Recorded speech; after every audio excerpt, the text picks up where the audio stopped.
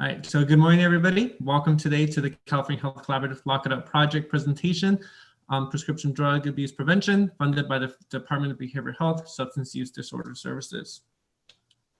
So today we're going to talk about what is prescription drug abuse, what are the factors contributing to it, and more importantly, what are the resources available to us. But before we get into our conversation, it's really important to understand, well, where are we in this crisis? In the US alone, it is estimated that 54 million people over the age of 12 have used prescription drugs for non-medical reasons in their lifetime. And it's also more important to understand that the opioid crisis did not occur overnight. It is something that has occurred over the series of years with a variety of factors at play, hence why we see the impact at which the United States population has been impacted by it. So before we proceed, it is important to disclaim that this presentation is designed to educate the public on the facts related to the opioid crisis while providing educational resources designed to assist those in need. So that is why we're here today to discuss individuals who are in need of assistance that include not only active users, but family members, professionals, and other community members. Because what we have to remember that the opioid crisis does not discriminate. So when we are talking about the opioid crisis, we have to understand addiction. And unfortunately, addiction is something that has had for many years a stigmatization associated with it. Those individuals that are considered addicts, users, junkies, often are second-class citizens, and it is more difficult to receive the help, much less the recognition that they are also people. Addiction, it is a medical disease that, although a variety of factors contribute to such outcome, there are treatment options to addressing this condition. Furthermore, in order to move in the direction where we're helping those in need, the term addiction needs to be redefined. We need to understand that it is a complex interaction of genetics, environment, and individual life experiences. Individuals who have family history of addiction in combination with those environmental factors and challenging experiences are more prone to fall into substance abuse and misuse. So what are these factors? So we need to be clear that it's a wide ranging of contributing factors, ranging from social environment, poor social skills, mental illness, genetics, trauma and abuse, instability of family support systems, peer pressure, among other factors. So when you have a combination of all this to a variety of degrees and the opportunity to escape from such conditions, hence why we have the conditions that we have today related to the opioid crisis. So where do prescription drug abusers get their drugs? 70% of family and friends are a bulk of the individuals that can access or provide such medications, not intentionally, and sometimes intentionally as well. So it is the primary factor that contributes to obtaining medications. Oftentimes, it is the common practice that these medications are openly stored without truly understanding the risk of the ease of accessibility. With previous factors mentioned, among others, having direct access to the infamous medicine cabinet that most households have, one can quickly find themselves being impacted by prescription drug abuse. Clearly, this is not the only issue, but also we have to understand that there are other factors that play into this, such as overprescribing by physicians, sharing of medications, and even purchasing of illicit and counterfeit medications. So I do want to state, though, that we are talking about prescription drugs here. And oftentimes, when we hear the term drugs, our society does not commonly link prescription drugs or medications to this term. We are quick to reference marijuana, alcohol, or illicit substances such as heroin or crack cocaine. But when we are discussing the opioid crisis, this category of prescription drugs also falls under that term. But it is important to understand that prescription drugs do serve a medical purpose. And when taken as prescribed by a physician, they can be effective. So there, when in combination of these drugs and other substances, we do have the issue of the opioid crisis. So when we are discussing substance abuse in terms of prescription medication, typically it revolves around 3 types of medications. First, we have opioid or painkillers. These are prescribed for pain management, such as for chronic pain or post-surgery, more commonly known as painkillers. So these are designed to do exactly what the name entails, manage pain or not cure it. Some of these forms include Vicodin, oxycodone, hydrocodone, morphine, and among others. But we also have to acknowledge that illicit opioids and substances linked to these drugs also include fentanyl and heroin, which we will discuss momentarily.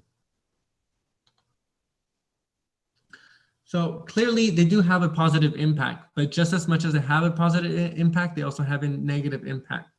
So when these medications are consumed in excess or for wrong reasons, other than what they're prescribed, they can result in some drowsiness, confusion, nausea, constipation, and euphoria. Although these may be the most common effects of these medications, it is important to know that each of us may respond differently to these medications, and by no means is this a limited list.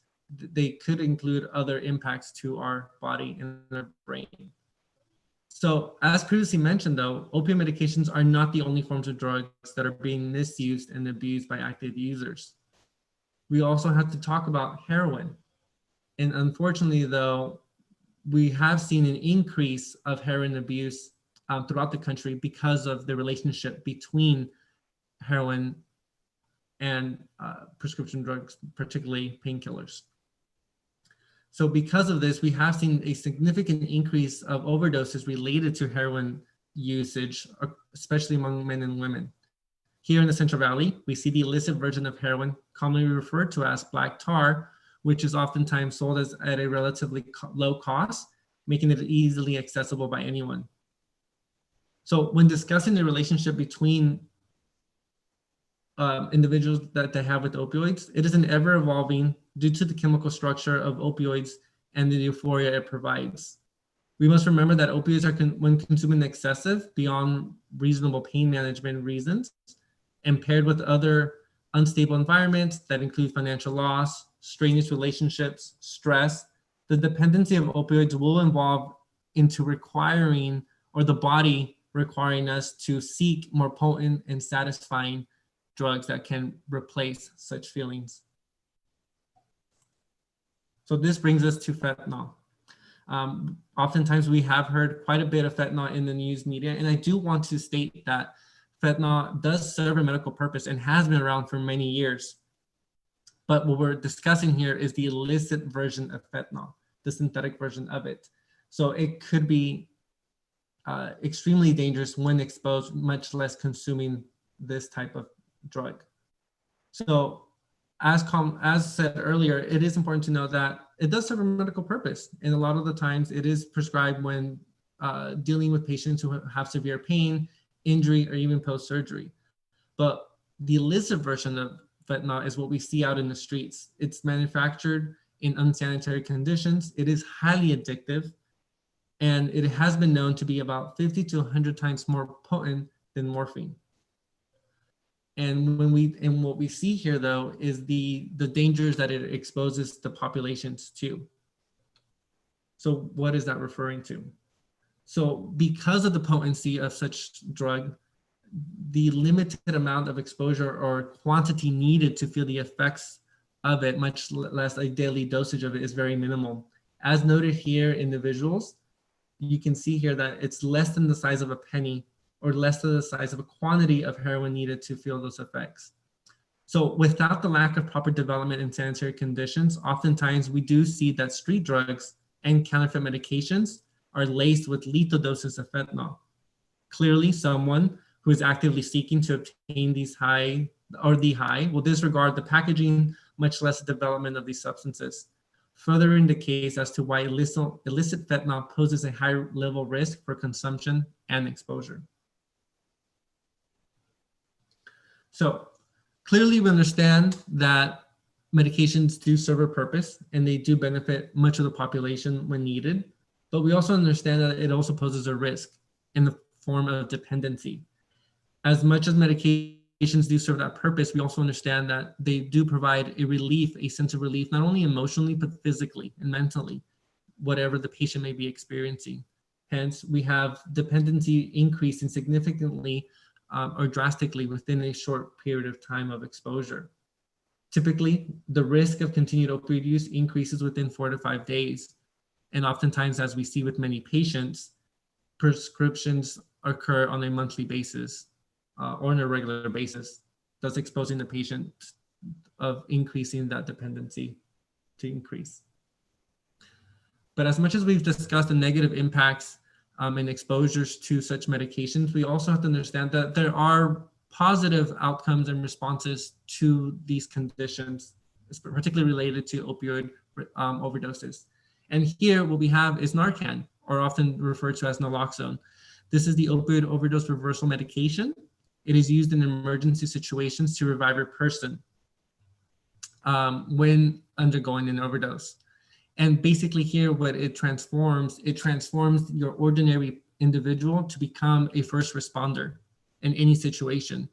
And what we see here visually is the Narcan version of this, which is typically the more easily and financially accessible overdose medication available to the public. Our second category of medications that we see being linked to the opioid crisis are central nervous system depressants, or CNS medications. These are designed to treat anxiety, sleep disorders, and include Xanax, Valium, and even Ativan. If mixed with alcohol and other drugs, clearly this is going to increase the side effects and the impacts, which we will discuss momentarily. Unfortunately, though, the reasons why these medications are oftentimes glamorized or promoted to be abused and misused is because of the glorification that is often linked to pop culture. We have a lot of influential individuals with massive platforms that promote the usage dependency of such medications to an extreme, which when you have individuals with those factors discussed earlier are more likely to use, rely, experiment, and abuse such medications. So what are the health impacts related to CNS depressants? Although these are limited, and again, it is important to note that these are not by a definitive list, by no means. These may include and more commonly occur such as slurred speech, poor concentration, confusion, and even lightheadedness.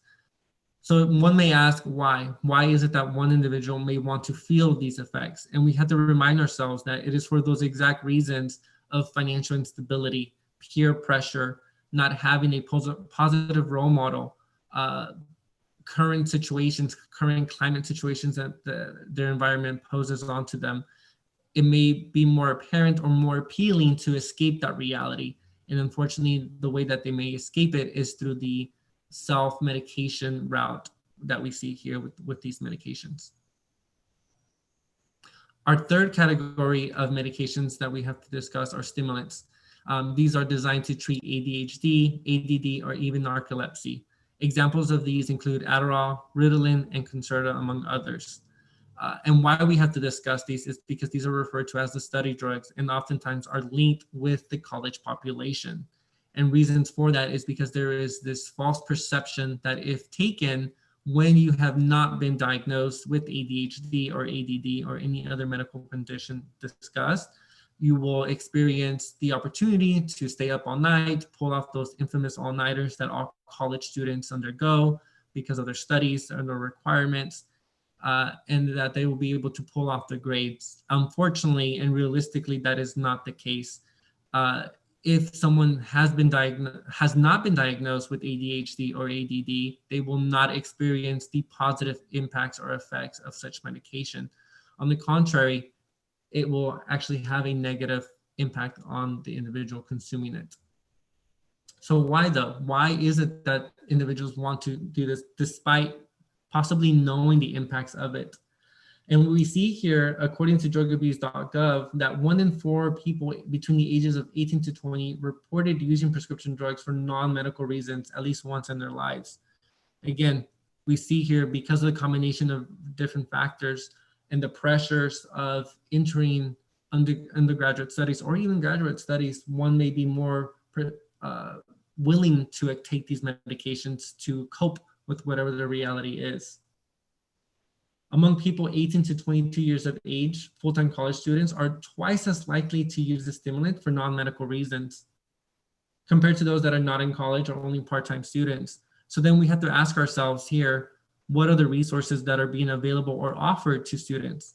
Are there enough resources that may want to deter individuals when faced with pressure, peer pressure, stress, coping mechanisms? Are those intact and available and readily available to students in order to avoid wanting to take the quote unquote easy route of taking a medication that is not designed for you or prescribed to you? And unfortunately, we see here that by students' sophomore year in college, about half of them would have reported that they have been offered a prescription drug to abuse. So what are the health impacts when we're talking about stimulants? Again, it is important to note that by no means is this a limit or definitive list. It all really ranges between the individual consuming the medication and how much of the medication is being consumed. But more oftentimes what we see here is an increase in bodily function, such as heart rate, body temperature, blood pressure, and anxiety. So what one may want to cope with or control, such as their anxiety, would actually contradict by taking that medication. And although the individual externally may not be able to know that their heart rate is increasing or their body temperature is increasing, internally, that is what is occurring within their bodily function. So we see that other things include psychosis, anger, or even paranoia. And obviously, an overdose is possible when misusing these medications.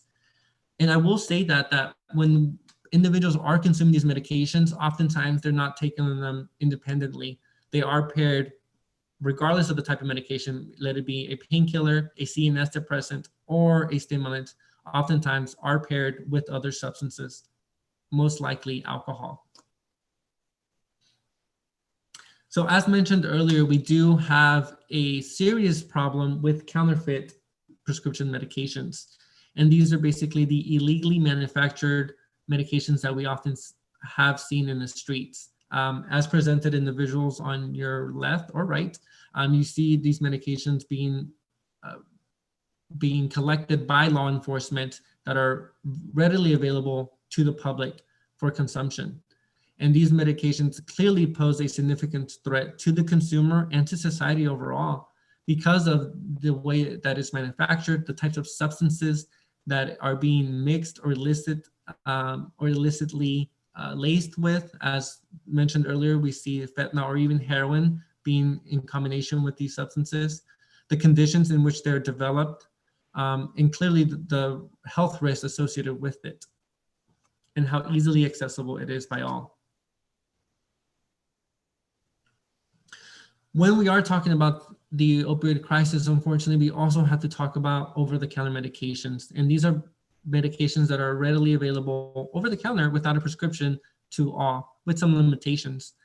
Oftentimes, though, what we see when we are discussing this topic is the abuse and misuse of cough and cold medicine, particularly when such medications do contain DXM or dextromethorphan. This is similar to the medication promethazine codeine, or oftentimes referred to as lean. And the reason why individuals may seek to abuse and misuse this type of medication is because of the euphoria that it may produce when consuming and wanting to stay up all night, resisting sleep in order to feel the effects of such medication.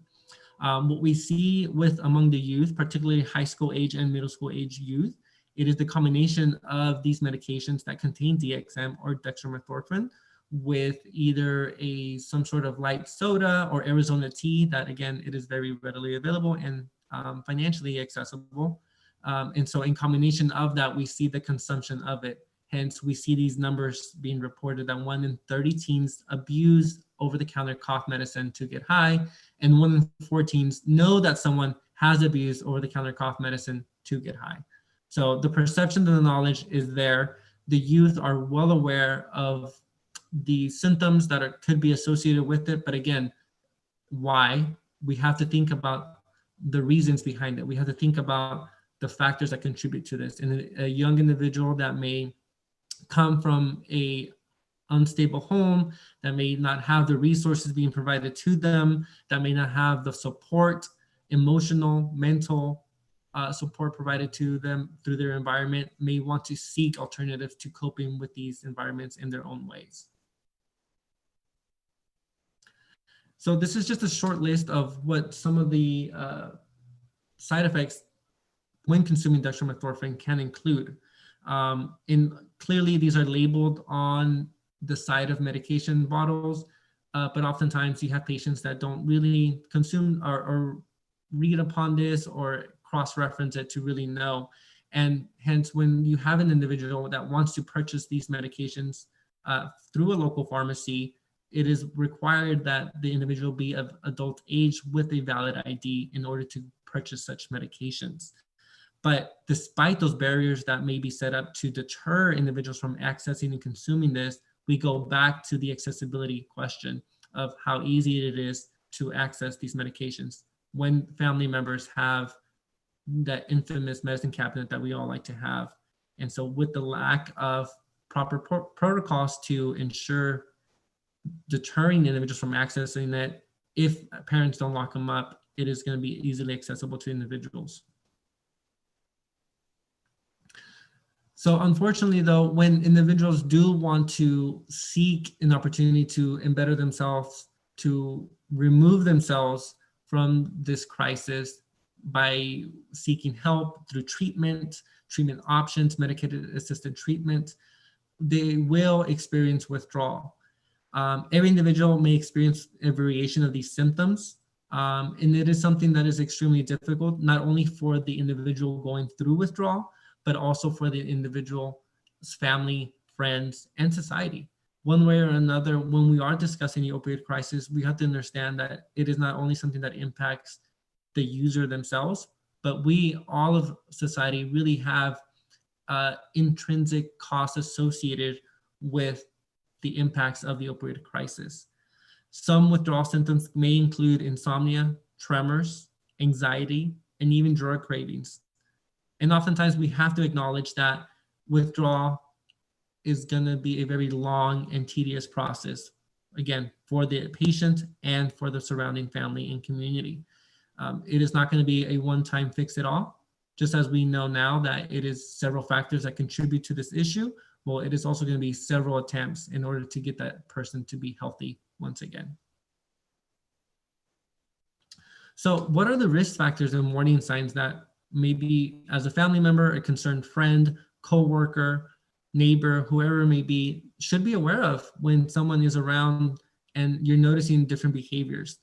Again, everybody presents these differently. There is really no go-to guide when wanting to know if someone is using medications. That is why a lot of the times when someone is abusing these medications, it is very difficult to know when they're abusing them in comparison to weed or alcohol or other substances. There really isn't any telltale signs until a certain period of time when the individual begins to present these symptoms or these warning signs. And clearly we have to consider the family history, mental health conditions, exposure to peer pressure, the ease of access to these medications, mood, behavior, and personality changes, and oftentimes the excuses that may result when accessing medications, when stealing medications. It's a combination of all this and so much more than when someone can begin to really know that someone is needing the help that they are crying for. And again, it's not something that we can instantly notice. In dealing with family members, it is something extremely difficult that you're not going to want to just turn your back on, although it may be an uphill battle, but ultimately that it is a cry for help. And it is a struggle that you must face, but understand and know that you're not facing alone. There are plenty of resources out there that provide the support and adequate education to addressing this condition, which we will discuss momentarily. When we are talking about the opioid crisis, again, we have to understand that there are various factors that play into this. And really, we have to understand and acknowledge that there's a variety of factors that contribute to the overall success of an individual in order to avoid falling into the pitfalls of addiction. And in order to provide these resources, we need to understand that there has to be a criteria that needs to be met for each individual in order to deter them from falling into that path. And that includes in access to educational, economic, and job opportunities, access to healthcare services, a quality of education and job training that provides them into that right path, public safety, social support, social norms, discrimination, racism, and the distrust in government also play a huge role in various communities throughout the country. Exposure to crime, violence, and social disorder, socioeconomic conditions, and an access to mass media and emerging technologies. So we see here that in combination of all of these varying factors really play a pivotal role if the person is going to end up falling into addiction or if they're going to be wanting to avoid such path. But when a community comes together, and really we have to focus on that term community, because it's really going to take a combination of various entities from law enforcement, public health departments, community-based organizations, faith-based organizations, school-based organizations, and ultimately parents, really playing a huge role in ensuring that the individual, the youth, or adults have support and the ability to move forward and avoid falling into the pitfalls of addiction. So we see here that really it's a cycle. There is really no one go-to solution. It is a combination of all of these pillars that really make and create a secure environment for all.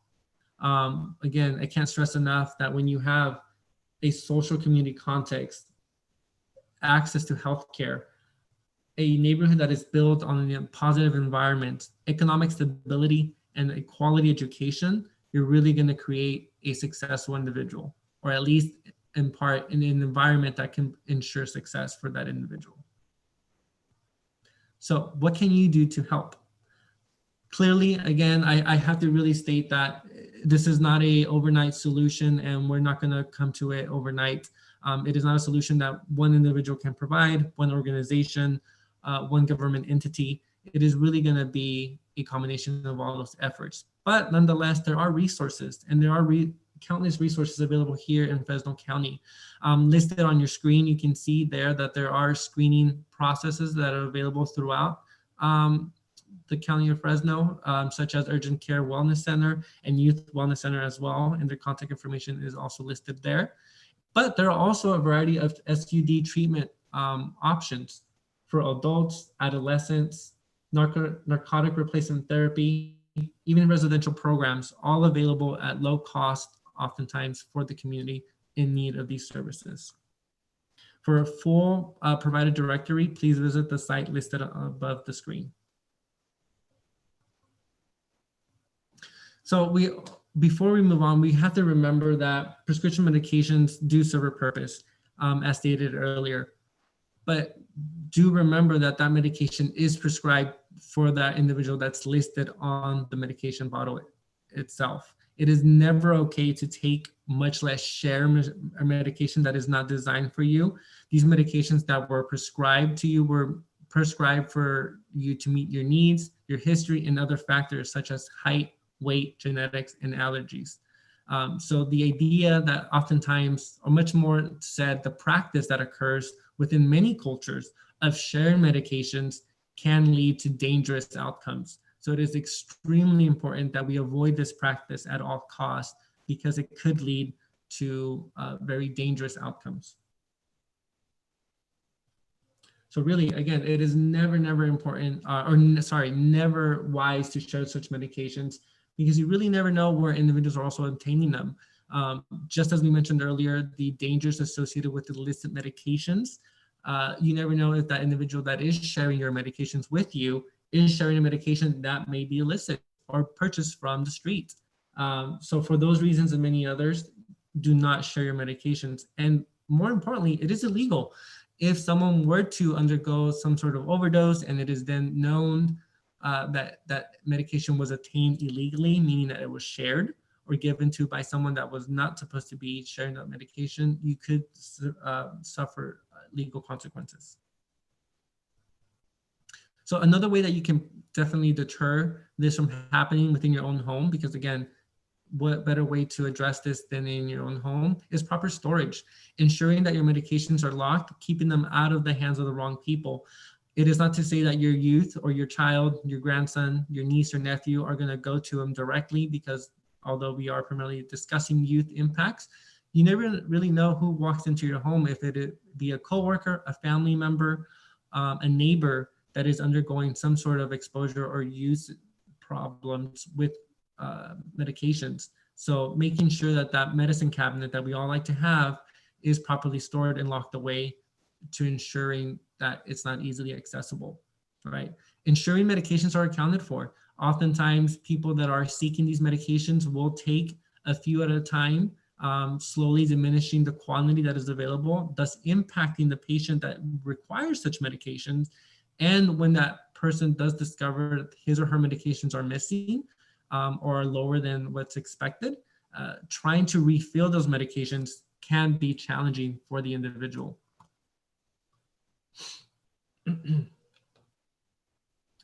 So we also have, throughout the County of Fresno, medication disposal services available throughout the County of Fresno, with 9 drop-off sites throughout local and fire police departments, free of cost. We have to understand that these medications that are expired, unwanted, or unneeded should be disposed of properly. And you can see on your screen there that there are 9 locations listed throughout the County of Fresno, while we are actively working on providing additional sites throughout the County of Fresno. Please note that these medications should be properly disposed of at all times. They should never, under any circumstances, be disposed of through the sink, the toilet, or even the trash. If someone were to come into contact with your medications, although are expired, they do present a threat, because at the end of the day, they're still drugs. How we recommend that you dispose of them: you can simply dispose of them by obtaining a Ziploc bag, empty in your medications, the actual pills, into that bag, and disposing of them into the disposal bins located outside each of these locations. Please note that there is no need to have any type of communication with law enforcement to dispose of these. These are located conveniently outside of each department, again, free of cost. We do have other resources available on our site that can educate you on how to properly dispose of them at home, if it's a little more convenient than having to go to one of these locations listed. In order to further engage our community and ensure that we are providing the proper education in deterring substance abuse within our community, we have to acknowledge the importance of communication between parent and child, or guardian and child. We cannot stress enough how powerful the communication can be and serve when there is open and trust communicated between a child or a guardian and the child themselves. Really acknowledging the opportunities of conversation. There really isn't a right time to have this conversation. Let it be that you're in the vehicle picking them up from school, at dinner time, on the couch, before bed, on a walk. Really, all of those listed and many more are the right times to have a conversation. But also acknowledging that there's going to be difficulty in having this conversation. It is not an easy conversation to have. Really being open to listening to other perspectives, it is important. And also being aware that your child is more than likely well aware of what is going on. Oftentimes the child is more educated than the adult when it comes to this stuff, because many would be surprised as to know, much less acknowledge, how much discussion, awareness is out there when we're talking about prescription drug abuse and substance abuse in the school community.